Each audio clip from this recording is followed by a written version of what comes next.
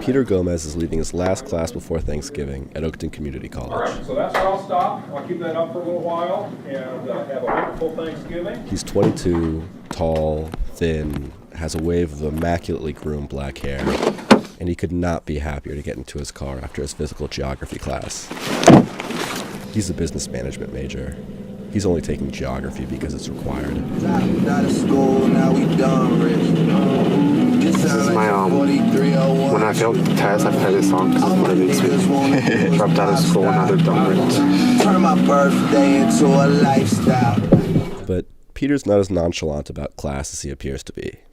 School is central to his identity. It's where he found out who he is, because for years, school's been a battleground for all the competing cultural expectations placed on him as a second-generation Mexican-American immigrant.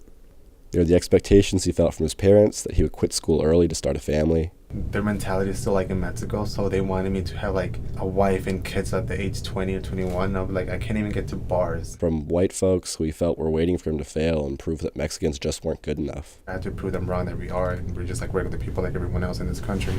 And from his mom, Rosa, who only went to school for 3 years in Mexico, but encouraged her kids to go further than she did.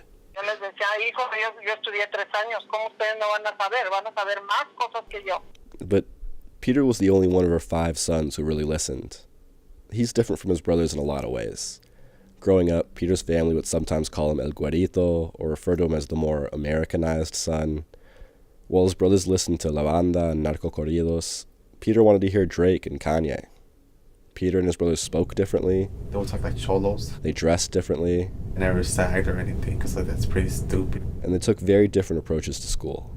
I would be in middle school like trying to study for the Constitution and trying to like placement tests for high school. And then I see my brothers coming home drunk, like at 2 a.m. with his pregnant girlfriend or whatever, like the regular Mexican stuff I used to see at soap operas.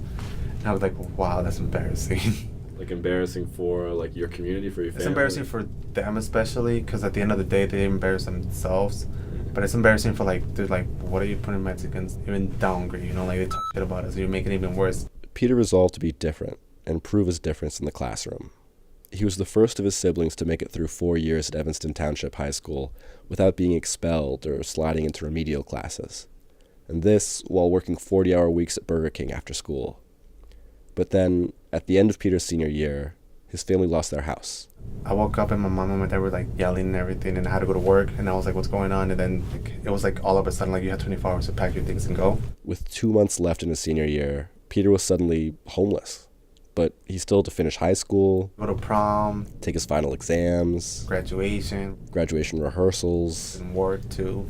While living on a couch at his aunt's house, with the rest of his family split up in other relatives' homes, Peter became the first person in his family to graduate high school on time. And he's proud of all he had to overcome to reach that goal. Like, even my teacher was like, dude, I'm surprised you graduated, like, while you were going through. So, like, that's one of the things that I proven myself that Mexicans can do.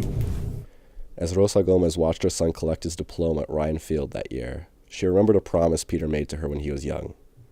He saw the trouble she was having with his older brothers. Él me decía, mami, yo nunca te voy a dar problemas. Yo voy a hacer todo bien. Yo nunca te voy a hacer enojar.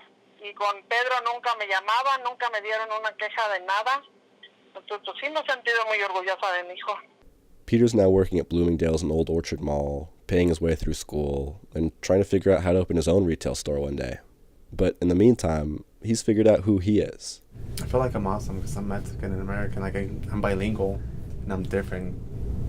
I would just say I'm Peter Gomez. I'm Pedro Gomez. That's who I am.